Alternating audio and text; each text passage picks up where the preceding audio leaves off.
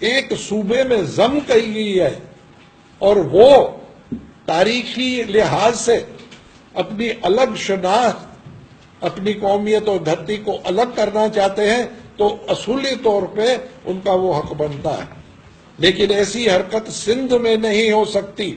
سندھ میں کسی اور کا حصہ نہیں ہے۔ سندھ صدیوں سے سندھ رہی ہے۔ سب سے جونی قوم سندھی ہے۔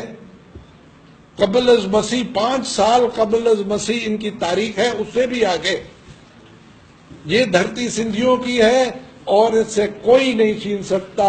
ایک بچہ یہاں کٹ کے مرے گا لیکن اپنی دھرتی پہ کسی کو بری نظر ڈالنے کے نہیں دے گا۔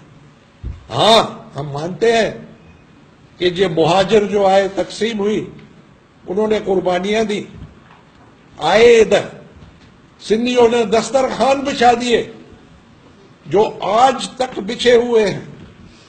اس دسترخوان پہ بیٹھ کر وہ مالا مال بن گئے ہیں، وہ رولنگ کلاس ہے، وہ گورنر بنتے ہیں، وہ صدر بنتے ہیں، وہ جرنیل بنتے ہیں، وہ چیف سیکرٹری بنتے ہیں، بڑا کاروبار، بینکرز ہیں، زمیندار ہیں، بزنس مین ہیں، وپاری ہیں، سب کچھ ہے۔ ہم اس پہ بری نظر، اس پہ تنقید نہیں کرتے، ہم اس سے واپس نہیں مانگ رہے۔